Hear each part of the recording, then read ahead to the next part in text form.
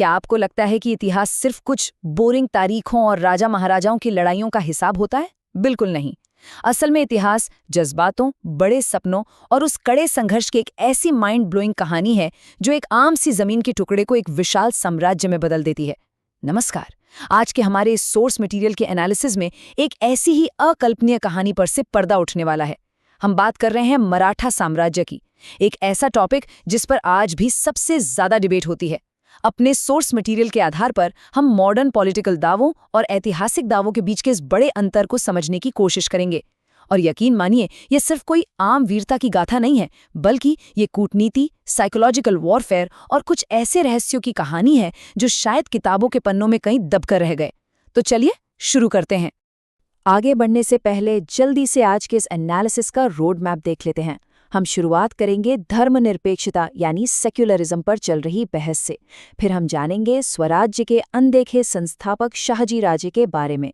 इसके बाद हिंदवी स्वराज का असली मतलब समझेंगे। फिर बात करेंगे अफजल खां के उस ड्रामेटिक अंत की, और आखिर में मराठों के कुछ हैरतअंगेज पलायन और उनकी मास्टरमाइंड सामरिक प्रतिभा की। तो चलिए सीधा जंप करते हैं हमारे पहले और सबसे ज्यादा डिबेटेड टॉपिक पर, धर्मनिरपेक्षता पर बहस। ये इतिहास है या सिर्फ राजनीति? अब देखिए, सवाल बहुत ही सीधा सा है। क्या छत्रपति शिवाजी महाराज एक सेक्युलर शासक थे? लेकिन इसका जवाब वो उतना सीधा नहीं है। हमारे सोर्स मटेरियल में वक्ता ने आज के समय में गढ़े गए इस सेक्युलर नैरेटिव को पूरी तरह से चुनौती दी है। उनका सीधा सा तर्क ये है कि मॉडर्न राजनीति ने अपने अपने फायदों के लिए इतिहास को एक बिल्कुल अलग चश्मे से पेश करना शुरू कर दिया है। इसे ऐसे समझिए, एक ही इतिहास है, लेकिन उसे देखने के दो बिल्कुल अलग अलग नजरिए हैं। एक तरफ आपका मॉडर्न नैरेटिव है जो ये दावा करता है कि मराठा सेना में 40% सैनिक मुस्लिम थे और वो पूरी तरह से एक सेक्युलर राज्य था, राइट? लेकिन वही दूसरी तरफ सोर्स में मौजूद वक्ता का ऐतिहासिक दावा इसके एकदम उलट है। वो कहते हैं कि शिवाजी महाराज एक स्पष्ट सनातनी हिंदू शासक थे, जिनका राज्य पूरी तरह से धर्मशास्त्रों पर चलता था और जहां जबरन धर्मांतरण के लिए जीरो टॉलरेंस था। अब देखिए, हम यहाँ किसी का पक्ष नहीं ले रहे हैं, हम बस इन दोनों दावों को आमने सामने रखकर समझ रहे हैं। तो आखिर सोर्स के जो अतिथि हैं आशीष भारद्वाज, उनके मेन आर्ग्यूमेंट्स हैं क्या? सुनिए, वो इस 40% मुस्लिम सेना वाले दावे को एकदम सिरे से खारिज कर देते हैं। और तो और वो एक खुली चुनौती देते हैं कि कोई उन्हें मराठा सेना के 12 से ज्यादा मुस्लिम सैनिकों के नाम बता दे। उनका एक बहुत स्ट्रांग पॉइंट ये भी है कि शिवाजी महाराज के मुख्य अष्टप्रधान मंडल में दूर दूर तक कोई मौलवी नहीं था। इसके अलावा गोवा में पुर्तगालियों द्वारा जो क्रूर जबरदस्त धर्मांतरण हो रहा था ना, महाराज ने उसका अत्यंत आक्रामक तरीके से जवाब दिया था। वक्ता के अनुसार वो एक कट्टर हिंदू रक्षक थे जिन्होंने तोड़े गए मंदिरों की जगह बनी मस्जिदों को भी वापस हासिल किया था। खैर, इस डिबेट से आगे बढ़ते हैं हमारे दूसरे पड़ाव की तरफ। अब बात करते हैं एक ऐसे विजनरी की जिन्हें इतिहास ने शायद वो जगह नहीं दी जिसके वो हकदार थे, अनदेखे संस्थापक शाहजी राजे। हम में से बहुत से लोगों को यही लगता है ना कि मराठा साम्राज्य की पूरी शुरुआत सीधे छत्रपति शिवाजी महाराज ने ही की थी, लेकिन यहाँ हमारा सोर्स एक बेहद चौंकाने वाला दावा करता है। उनका कहना है कि स्वराज्य का जो असली बीज था ना, वो महाराज के गद्दी पर बैठने से बहुत पहले ही उनके पिता शाहजी राजे भोसले बो चुके थे। वो लिटरली सिर्फ एक सैनिक नहीं थे, बल्कि इस पूरे भव्य साम्राज्य के असली मास्टरमाइंड और वास्तुकार वही थे। शाहजी राजे की स्ट्रैटेजी सुनकर आप हैरान रह जाएंगे। आदिल शाही के अंडर काम करते हुए भी उन्होंने छुपकर अपनी खुद की एक इंडिपेंडेंट आर्मी खड़ी कर ली थी। और आपको बाहुबली फिल्म का वो सीन याद है जहां पानी का बांध तोड़कर दुश्मनों को बहा दिया जाता है? सोर्स का दावा है कि ये कोई फिक्शन नहीं है। भातेवाड़ी के युद्ध में शाहजी राजे ने असल में रात के अंधेरे में नदी का बांध तोड़कर दुश्मन की पूरी सेना का सफाया कर दिया था। ये उन्हीं का विजन था कि उन्होंने युवा शिवाजी को राजमुद्रा और अपना झंडा देकर पुणे भेजा और खुद साउथ में एक मजबूत ढाल बनकर खड़े रहे ताकि शिवाजी नॉर्थ में साम्राज्य बढ़ा सकें। चलिए अब आते हैं तीसरे पड़ाव पर। हिंदवी स्वराज्य का असली विजन था क्या? जरा सोचिए, शिवाजी महाराज इतने बड़े शासक थे, वो चाहते तो अपने राज्य को आराम से भोसले साम्राज्य या शिवाजी का राज्य कह सकते थे, है ना? लेकिन उन्होंने ऐसे नहीं किया। उन्होंने इसे नाम दिया स्वराज्य, यानी अपना खुद का राज्य। आप समझ रहे हैं ये कितनी ब्रिलियंट साइकोलॉजिकल स्ट्रैटेजी थी। जब आम जनता ने सुना कि ये उनका अपना राज्य है तो वो किसी राजा के लिए लड़ने नहीं आए, बल्कि वो अपने आंगन की तुलसी, अपनी संस्कृति और अपनी मातृभूमि को बचाने के लिए घर से निकल पड़े। बस इस एक छोटे से शब्द स्वराज्य ने लोगों के दिलों में जो समर्पण जगाया वो इतिहास बन गया। अब जरा इस साल पर गौर कीजिए, 1674। ये सिर्फ एक रैंडम ईयर नहीं है, ये सालों के खून पसीने और संघर्ष का रिजल्ट है। एक इंडिपेंडेंट और पावरफुल राजा के रूप में सालों तक राज करने के बावजूद शिवाजी महाराज को ऑफिशियली छत्रपति की उपाधि 1674 में जाकर मिली थी। और पता है क्यों? क्योंकि उन्हें सिर्फ मुगलों या बाहरी दुश्मनों से ही नहीं लड़ना पड़ा था, बल्कि उन्हें अपनों के भयंकर आंतरिक विरोध का भी सामना करना पड़ा था। अब बढ़ते हैं हमारे चौथे पड़ाव की तरफ। ये शायद इंडियन हिस्ट्री के सबसे थ्रिलिंग और सस्पेंस से भरे एपिसोड्स में से एक है, अफजल खान का अंत। अफजल खान इतना विशाल और क्रूर कि उसे आमने सामने के युद्ध में हराना नेक्स्ट टू इम्पॉसिबल था। तो मराठों ने क्या किया? उन्होंने साइकोलॉजिकल वॉरफेयर का इस्तेमाल किया, और वो भी महीनों पहले से। शिवाजी महाराज ने ऐसा जबरदस्त नाटक किया जैसे वो खान के नाम से ही कांप रहे हों। जासूसों ने खान के खेमे में घुसकर उसकी छोटी से छोटी आदत को नोट किया।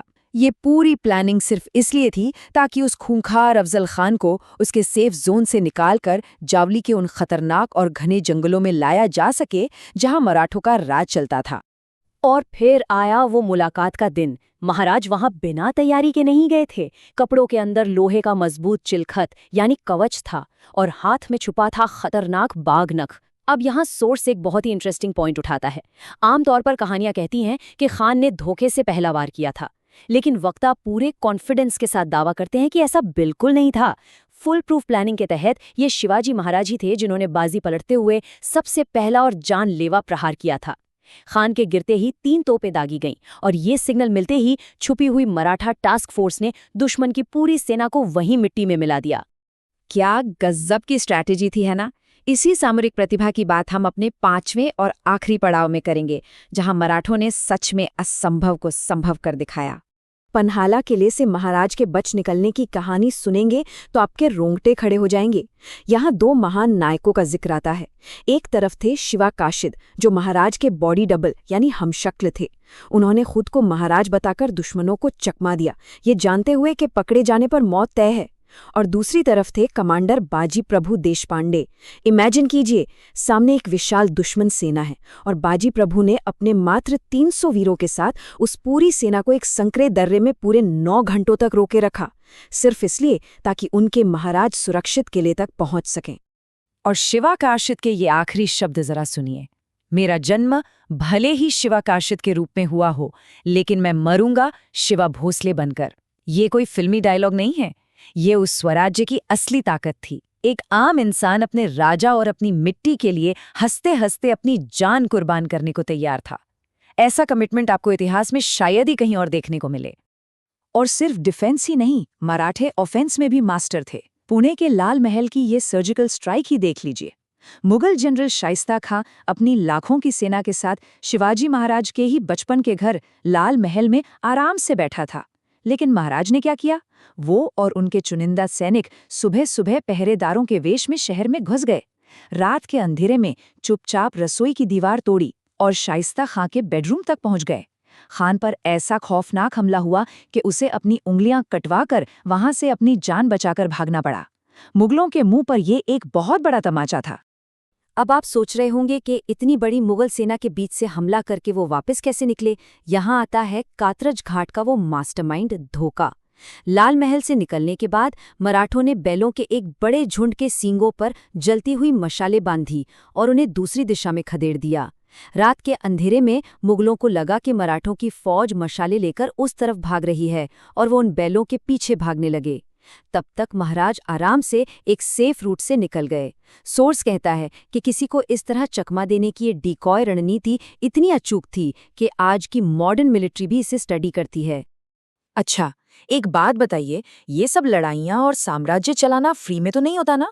शाइस्ता खान और मुगलों ने मराठा भूमि को बुरी तरह तबाह कर दिया था। इकोनॉमी बिल्कुल डाउन थी। तो स्वराज्य को फिर से अपने पैरों पर खड़ा करने के लिए मराठों ने एक बहुत ही कैलकुलेटेड कदम उठाया। उन्होंने मुगलों के सबसे अमीर फाइनेंशियल हब सूरत पर धावा बोल दिया। ये कोई रैंडम लूटपाट नहीं थी, बल्कि दुश्मन की आर्थिक कमर तोड़ने और अपने साम्राज्य को वापस ताकतवर बनाने की एक सोची समझी सॉलिड स्ट्रैटेजी थी। तो दोस्तों, इस पूरे सोर्स मटेरियल को एनालाइज करने के बाद एक बहुत ही गहरा सवाल हमारे सामने आता है।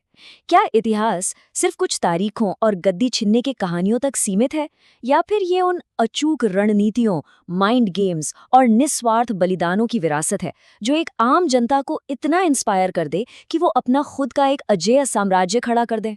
आज के मॉडर्न पॉलिटिकल डिबेट्स तो चलते रहेंगे, लेकिन मराठा इतिहास से जुड़ी ये रणनीतिक प्रतिभा आज भी हमें सोचने पर मजबूर कर देती है ना? खैर, जानने और समझने के लिए तो और भी बहुत कुछ है, लेकिन आज के इस एनालिसिस में बस इतना ही। मिलते हैं अगले दिलचस्प टॉपिक के साथ।